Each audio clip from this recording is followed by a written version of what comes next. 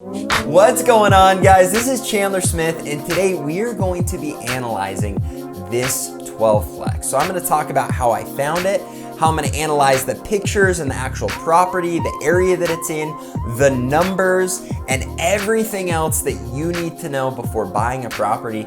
And then I'm going to make a decision on whether I should buy or pass on this 12 flex. So with that being said, let's jump into it. All right, guys, for those of you that don't know me, my name's Chandler Smith, and I've been investing in real estate for the last 6+ years. I currently own 99 units of rental real estate, and I love analyzing deals. As a matter of fact, I think it's probably my favorite hobby. And so today I'm going to take you through my entire process. And usually I don't do this until after I've purchased the property. However, with this specific property, I figured, what the heck? Let's show you my full analysis the first time through. And so I'm not going to share the actual address or the listing because I want to make sure I keep it confidential until I decide whether it's something I'm going to purchase or not. However, I'm going to show you the entire process from step one until I make the decision on buying or passing on this property. Let's just jump right into it. Now, this property is unique because it is not an off-market deal. As a matter of fact, I saw it on an MLS listing, and I feel like right now with all the craziness going on in the world, not a lot of people are watching or buying real estate. Now, I could be wrong. I'm sure there are some people doing what I'm doing, but every day I'm checking the MLS, I'm following up with realtors, I'm doing everything I can right now to try and find extraordinary deals. Is that because the market has already impacted these rental properties? No, I don't believe that's true. I think that's gonna come 1 to 2 years down the road, maybe 6 months at the soonest. However, I do believe there are a lot of people that are acting out of fear. And because of that, if they're in a place where they said, hey, I wanted to sell on this day, and now this day has come and we're in the middle of a bunch of crazy stuff right now, they're saying, man, I just want to sell. I just want to end up in the positive. And I think that gives you some real momentum in negotiation. And so I do believe there are some good deals to be had right now. I found this particular property on the MLS, and I'm just gonna go through and analyze it the way that I would any other property, so you can kind of see my process and see me go from finding it to analyzing it to deciding whether it's something I should buy or pass on. And I'm going to do all of that before actually seeing the property in person. Now, is seeing the property in person part of my process? 100%. And due diligence is so important, and you want to make sure that if you do put in an offer, that you put that offer dependent on an inspection and you make sure to protect yourself. However, usually the way that I go through the process is I want to see pictures of the property that I can find. I want to look at the location of the property. I want to analyze the numbers, and then I want to decide if it's something I would buy or would pass on. So I'm gonna go through that entire process of looking at the area, looking at pictures of the property, looking at the numbers. But if you wanna follow along and see everything that I'm doing, you can hop onto the App Store. It's on iOS and Android, and download the CDS rental calculator. And I love this calculator. I spent thousands of dollars to develop it, and I've created it so that whether you're a new investor or an experienced investor, this app works perfectly to quickly run the numbers on a rental property so you can decide whether it's something you should buy or pass on. So again, go download that CDS rental calculator, leave me a good review, and in the process, make sure you remember to hit that like button, subscribe to the channel, and hit that little bell.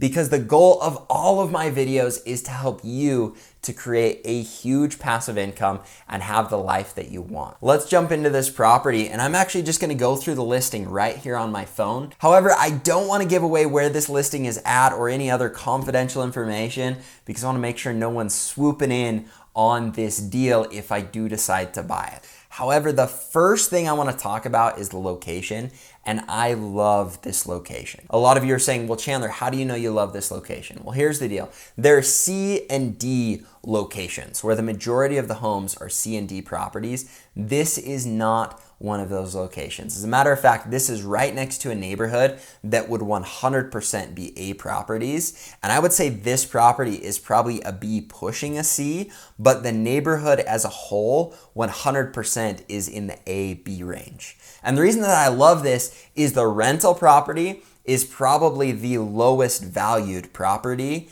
in this area. This is the eyesore that a lot of people are like, man, I love my neighborhood except for that stupid rental property. And those are the rental properties where I am hyped if I can get them on a good deal because I know I'm going to be able to land quality tenants. It's also in an area where I know exactly the kind of rents that I can pull for a certain kind of unit. And so right away, I'm excited because this is an area I feel very comfortable buying in. So you can see from this picture that this is only a 4-unit building. And I know I said it was a 12-unit complex, and it is. It's set up where there's a 4-plex here, here, and here, and all of them look the same. Now, the first thing I'm noticing is this has got a majority of old windows. However, you can see a couple new windows they've added. That's always going to be a big question because that's a big expense. And if they've got the old aluminum windows, they can last forever. However, you get a lot of condensation, and a lot of times tenants don't like those as much. Those are things I'm probably going to change within the next 5 years.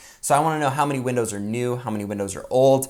You can see they've got a mix, and so that's something I'm going to have to ask or check out when I'm there. That's also something where if you're getting condensation, that's a great thing to ask them to throw in to help in your negotiations. So that's something to keep in mind. So windows, we'll see. Half and half, something I can use to negotiate. First thing down is this picture of the unit. Very clean unit, looks like it's got new carpet. It's just very straightforward. The bathroom is very dated. However, the bathroom is something that personally I love to see this. Now, if it's totally wrecked, that's going to be a bigger expense for me. This is turning out to look like a property where with very minimal expense, I can get it renting at its top end. Now, I know a lot of you are saying, Chandler, that looks very dated. Well, here's the deal. In certain areas, even if I threw in a $20,000 renovation per unit, it's not really going to raise my rents a whole lot. And I know this is something that just by going in, cleaning it up, sprucing it up a little bit, is capitalizing on the top of what I think I can get rents-wise in this particular area. So I'm not going to fix it. It's looking very, very clean. Now, this is good and bad. When I see lots of fixes, this is usually an opportunity to add value by fixing the property. It also helps in negotiations. So if their rents are in a place where they're going to be no bueno, I'm going to be out of luck because if I don't have any value add opportunity, I'm guessing this purchase price is not going to be good. So as I scroll down, I'm looking, the property looks very clean. I mean, the bathrooms are clean, the units are clean. You can see that the kitchen is very nice and clean. And I know a lot of you are saying, well, Chandler, what are you looking for? I'm looking for just clean bones. I'm looking for something where if I don't have to adjust anything, I know that I can rent this at top rents. Now, if these were banged up and I say, all right, I've got to replace those so that they look like they've been taken care of, or if the carpet's shredded up, or if the walls just look like trash or whatever else, those are things where I'm going to say, all right, I've got to add value and I've got some negotiating power. However, these units, I would not do anything to. I would leave them exactly how they are. Now, when I scroll down, it shows a floor plan, very basic 2-bedroom apartment. It also shows some of the other units. There's maybe a little concrete work that could be done. However, this isn't something that's necessary. It's not a tripping hazard. It just doesn't look as nice. I'm not going to worry about that. Probably in the next 5 to 10 years, I would leave it unless we get some tripping hazards or other issues. So as I scroll down, now some of these other units are maybe looking a little more dated, but they're still very clean. I mean, they've got the wood cabinets. Maybe you paint those cabinets to whiten things up, but overall the units look very, very clean. And so I know these are units that I'm not going to have to do hardly anything with. So now we've got to jump into the numbers and see if this is something that we can get to work. Now, I know a lot of you are saying, well, Chandler, should you check out the numbers first? Yes, from a broad look, the numbers are close enough to where I think if I've got negotiating power, that I will be able to get it into a price range that totally makes sense. So I've done my broad check to say, all right, I think I can come close to the 1% rule to where I'm getting a 10 to 15% cash on cash return. Now we've got to go and see if there's a good value add opportunity to really capitalize, or if I'm going to hover around that 10% or less to where I say, you know what, if we can't negotiate a good deal, this is probably something I want to pass on. So let's jump over and check out the numbers. Now, to be able to check out the numbers, you want to make sure you know your taxes, your insurance, you know the rents, you know all of those things. And so I'm just going to go through them. However, I jump immediately down to the property details. So I'm going to take a screenshot and plug this right here, but I'm going to read the description. It says, this is a great investment opportunity in a perfect location. Includes 3 brick 4-plexes with new roofs and great long-term tenants. So new roofs, that's an awesome thing to check off of your checklist. Each unit is a 2-bed, 1-bath unit. It has 1,059 square feet. So right now, great square footage, 2-bedroom apartment, that's right in my zone. I'm gonna say immediately from seeing the pictures before we get down to the numbers, I know that I can rent this at $800 per unit. $775 worst case scenario, but I would not buy at a number where I need to be comfortable at with anything above $800 in rents. So as I go down, there's plenty of room to add a bedroom to make them 3-bedroom apartments. This is very interesting and something that might be worth looking into because that will add some good value, and it is a lot of square footage. A lot of my 2-bedroom apartments hover around the 800 to 900 square feet zone. This is 1,000 square feet or a little over 1,000 square feet. So I'll check that out because that would be a good value add opportunity. However, I don't usually do projects like that, so it'd be interesting to see what that looks like. Full automatic sprinkler system, which is nice. Tenants put gas and City of Idaho Falls electricity, water, power, sewer in their name. Current rent income is $9,075 with an opportunity for rent increases to get all units to $825. Ooh, this makes me a little nervous. Now, if I can go in and see that there really is an opportunity to turn them into 3-bedroom apartments, maybe that'll change my mind. However, $825 seems a little high to me for these units. Could you pull it? Yes, but I'm capitalizing on the high end of my market. I don't want to run my numbers unless I'm at 800.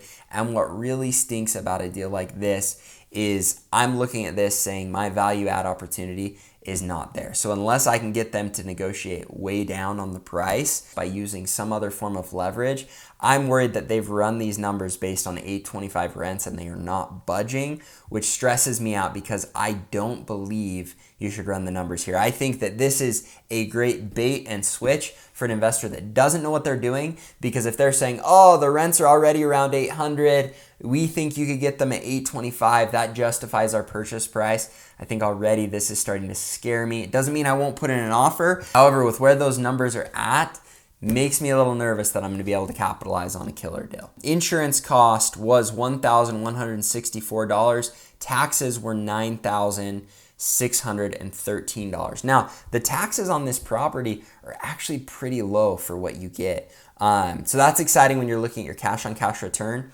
No showings until an offer has been accepted. Please see 3D scans. Now, I'm guessing on this property, it's going to get a lot of offers because they are competitively listed. Maybe they're wanting highest and best. Maybe they're hoping to get people competing. Maybe they're trying to push them over by saying, look, this is what it should be renting for, but this is what it's renting at, when they've already gotten rents to where they should be. So overall, I'm thinking this is a property I probably won't be able to land for a deal that I personally would jump on, and those are my reasons behind it. However, that is no reason to avoid putting in an offer. I think right now, looking at this, I will most likely put in an offer because who knows, maybe a lot of people aren't putting in offers right now. And this is a property I could swoop in and pick up a killer deal. However, right away, because I know the numbers, I'm not thinking that it's going to be, but we're still going to run the numbers so that you can see where this property is going to end up. So let's hop over to the rental calculator and let's plug in everything that we know. And again, don't fall for their trick of what rents will be. Now, the purchase price on this property is $115,000. So we're going to see just right where they're at. So that's $1,150,000. Cost to make rent ready, we're going to say nothing because from the pictures, I don't see anything we'd need to do. Now, does that mean there's nothing? No. We're just running ballpark figures right now to see where we need to put in an initial offer. And I always want to put in an offer before I've seen the property, and that's even what they ask for, because then that gives me leverage when we do our due diligence to work that number down further. But when it comes to down payment, because this is a big purchase price, you're going to have to do 30% down. I think right now I could do a 4% on my interest rate. And I'm not going to put in any closing costs because if I negotiate on this deal 100%, I know I should at least be able to get my closing costs covered. And I know I wouldn't buy unless I did. As a matter of fact, I'm probably going to need the purchase price down. But put closing costs at 0, down payment at 30% because it's more than 4 units. So you're going to have to get some commercial lending on this property, which is a bummer. That means your rates are going to change and everything else. It also means that you're going to have 20 years to pay off instead of 30. So we've got the purchase price, we've got our down payment of 30%, we've got 20 years to pay off, and we're going to run it at a 4% interest rate. Now, do I think I can do better than this? Yes, but again, I want to run worst case scenario to make sure I can get my numbers to a place that I'm comfortable with, and so that I can really capitalize on a killer deal if I am able to get lower interest rates, but maybe I'll end up at 4. I think that's a worst case scenario. Now, when it comes to vacancy, I know this area well. I'm not going to be over my 6% vacancy. So that's what I'm going to plug in. Maintenance, I'm at 12%, very comfortable with that, with how clean these units are. My management, we're going to play with it at 8%. Now, I do get less than that, but this is where I like to run my numbers in case for some reason something crazy happens with my management company. I always know I can pick up good management at 8%. And that's kind of my rule. Now, if you're paying 10 and you're like, Chandler, am I getting taken advantage of? I don't know. I feel like you can always find someone good for 8. However, if you're using an extraordinary company and you're paying an extra 2% and your numbers work, send it. That's a great deal. But for me, maintenance at 12%, management at 8%. Now for rents, you can choose whether you want to run them where they're going to be or where they're at. For this particular property and for negotiation purposes, I want to run them where the rents are at. I don't want them to be able to use any of that, hey, this is what you should be getting on rents, okay? I want to make sure I capitalize on this is where their current rents are at, and that's how I'm running my numbers. So for insurance, they have their insurance at $1,164. Now you want to make sure that that's right, but odds are this is spot on. That's what I would have guessed, not knowing. And so we're just going to use their particular numbers on this. Now the taxes on this property surprised me because they're actually pretty low, all things considered. The taxes on this unit were only $9,613. So we've got everything plugged in, insurance at $1,164, taxes at $9,613, everything else plugged in. Let's run the numbers on this property. Now, right away, my cash on cash return is only at a 3.65%, which was kind of my fear. The numbers on this property stress me out a little bit. Right away, this is not a property that I would buy at that purchase price. But for negotiation's sake, let's look at a number that we would be willing to purchase at. So if I go back and change the rents to $9,600, just to play around with the numbers, I push run the numbers again. Now my cash on cash return has gone up to a 5%. Now that's nowhere near where I would buy this property. And so right away I'm like, all right, we're gonna need some serious wiggle room in the purchase price. Otherwise, this is going to be a no deal deal. So we're gonna go back and we're gonna say, all right, what do we think we need to pick this property up at? Let's just run it at a clean $1 million and see where that puts our numbers. And at this point, because we're tight on the numbers, I want to see if I can get this into the range with rents at $9,600. I'm very comfortable with that, but I need to get to a 15% cash on cash return with a purchase price that gets me there when rents are only at $9,600. Now, if you're following the 1% rule, you're going to need to pick this up for $960,000. Odds of me getting them down to there are not good. However, taxes and insurance are pretty low on this property. And so I don't think we need to get all the way down to a 1% rule to get to that cash on cash return with where interest rates are at. If I'm running it at a 4% interest rate, I actually think I can get pretty competitive on this. So let's mess around with it and see. So we're gonna drop the purchase price down to $1 million and leave everything else the same and see where that runs our numbers at. Now at $1 million, again, we are not coming anywhere close to where we need to be. So we're gonna drop it even lower. I was wrong. I thought those taxes were low enough to make a difference on the cash flow, but it's really not. So we're gonna run it at $900,000 and see if that puts us in the range where this property is worth purchasing. So at $900,000, we're now at an 11.13% cash on cash return. We're getting a little warmer, but the reality is I don't think these people are ever going to go that low because it's on the MLS. I'm guessing that they're going to hold for a while. I could still put in an offer and see, but let's drop it down one more time and see at what purchase price I would need to pick this up to make it worth buying for me. So at $800,000. Now keep in mind, $900,000 purchase price, I probably would have purchased this 6 months to a year ago. I just believe good deals are coming. And so I upped my criteria from a 10% cash on cash return to a 15% cash on cash return. Do I think you would be fine buying this at a 10? I do. And I think at a $900,000 purchase price, that's a win for you. I think the numbers are great. However, for me, I'm in it for some hefty deals over the next 1 to 2 years. And so right now I'm holding to a 15% cash on cash return. You do what you want to do, but I want to stay conservative and hold to that return. So if we drop the purchase price down to $800,000, at this point, I am now at a 14.64% cash on cash return. I think at that purchase price, I'm right there at that 15%. I would round up and I would do it. So for me to be able to buy this property, I would need to be able to get it at $800,000. Now, is it worth putting in an offer? Maybe it is, maybe it isn't. I don't think you have anything to lose if you've got a good relationship with a realtor putting one in. However, from what I know about the listing agent, from what I know about the market right now and having it on the MLS, is someone else going to pick it up at a higher price than I'm willing to? I think they will. And I think someone will wait around for that. And that's okay. Now, if this had rents down at 500 and they were wanting it for way above what a 500 rent justified, so a lot of people were nervous, that would be a deal I would be all over because I knew I could raise rents to 800. However, unfortunately, this deal doesn't have any good value add opportunity for me. And so for me, I don't think that this is something that I would jump on. Now, with that being said, I'll probably still put in an offer just to see what happens, just out of curiosity so that I can mess around and see if maybe I get lucky and they drop way down. Now, the only thing I didn't talk about in this video is potentially you could get better terms on the loan. So let's say you call your loan officer, you put in an offer, you get them down to where they're willing to sell it for lower, but not all the way down at $800,000. Let's plug in a 3.85% interest rate.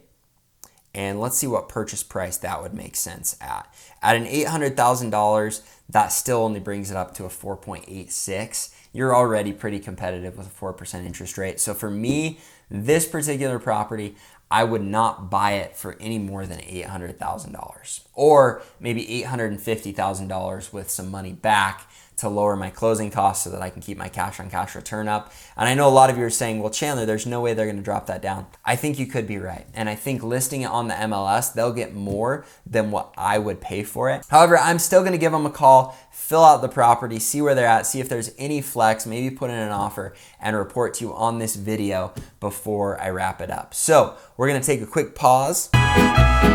All right, guys, we're back. I called on the property. Turns out it's already pending for way more than I would pay for it. I wasn't able to get the exact price, but I know not that far below what they were asking.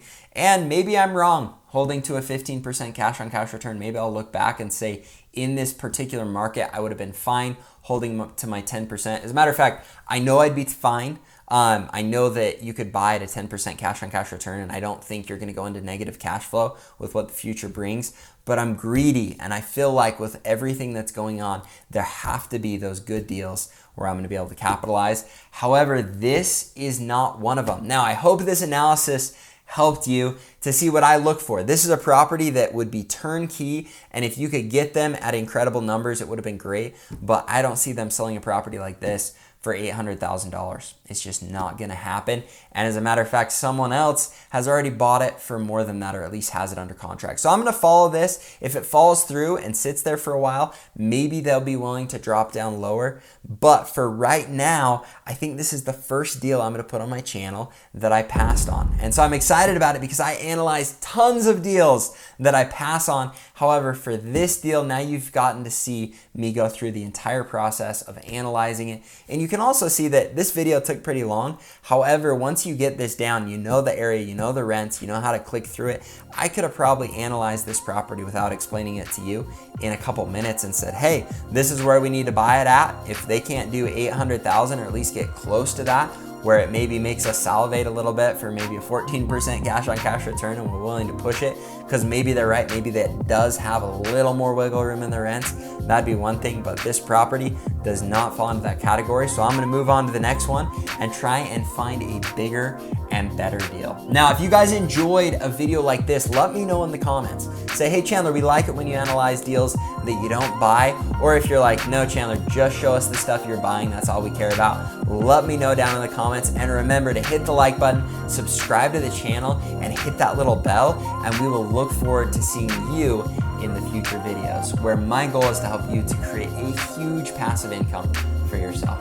Thanks so much, guys. Have a great day.